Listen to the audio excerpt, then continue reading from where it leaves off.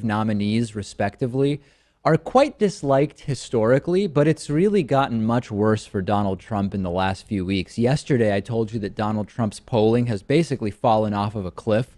Now we have a new ABC News Washington Post poll, which shows that Trump's unfavorability has exploded to 70%. Now, Hillary Clinton, she's no hero or angel in the minds of many Americans. Her favorability has also dropped slightly, but not nearly as much as Donald Trump's. And let's not mince words here. Trump and Hillary Clinton are the least popular presumptive nominees for major parties dating back to '84. And that's as long as this study has been done. That's as long as this ABC News tracking poll exists. It may even go beyond that. So Donald Trump's unfavorability jumping from 60% in May now to 70%. The methodology is solid. 1,000 random adults. It includes both landlines and cell phones, a margin of error of about 3.5%. Only 29% of Americans say that they have a favorable view of Donald Trump. But here's the thing, Lewis. Many people will still vote for someone they don't like. So, yes, it's remarkable that 70% of this country does not like Donald Trump, but 70% of this country is not going to vote for Hillary Clinton. There are people who say, yeah, I don't like the guy, but they will vote for him. Yeah.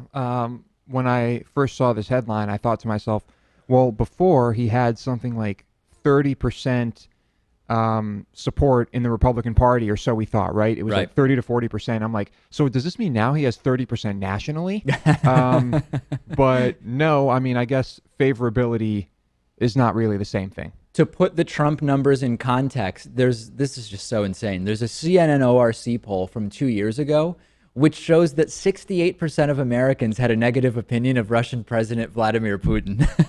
Right? I mean, we have Donald Trump, the presumptive nominee on the Republican side, with higher unfavorability than Vladimir Putin had 2 years ago. Of course, nobody in the U.S. had to decide whether to vote for Vladimir Putin or someone who was running against him. It's a different scenario, but those numbers are stunning. Even people in Russia don't get to decide whether or not they're voting for Putin. That's true. Yeah. So I think the sort of context here is dislike more of a motivating factor than like? And we see this in many other areas of life. Whenever you look at online reviews of something, you have to consider that if you had a bad experience at a restaurant or at a hotel or whatever, you're more likely to want to say something about it on the internet, for example. This applies in many areas. So do you think, Lewis, that unfavorability, the dislike, voting against someone is more of a motivating factor sort of at the base level for getting people out there? Really hard to say. We've spoken with plenty of people who dislike or even despise Hillary Clinton. We know they're still going to vote for her. Yeah. It's the dislike factor, I suppose, can be strong in getting people out and voting for the opponent of said disliked person, I guess. Rachel, what do you think? I mean, you and I both were Bernie Sanders voters in the primary. I've made it clear I will still vote for Hillary Clinton. I don't actively dislike her, but as someone, you now are someone who will get to choose between two major party candidates, neither of whom you voted for in the primary. Are you more motivated to vote for Hillary Clinton if you think you are going to, or against Donald Trump? Or how do you feel about this?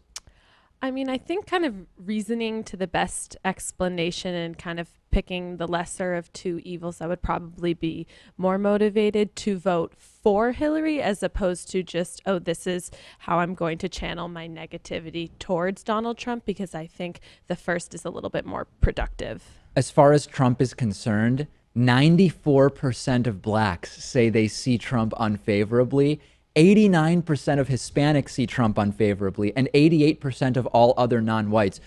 It's almost impossible to get 94% of any group to agree about something. And somehow Donald Trump has had almost unanimous a unanimous response from, as Rick Santorum referred to them, blah people, blacks, Latinos, Asians, and Hispanics. 94% of blacks are united in saying, yeah, we don't like Donald Trump. That's actually quite stunning, Lewis, that he has been able to catalyze such unification among so many groups. Well, when you are endorsed by white supremacists and former KKK leaders, and that's what happens. And when you say stupid things like, "Hey, look at my African American over there," Yeah. and yeah, it's Trump has had a rough time.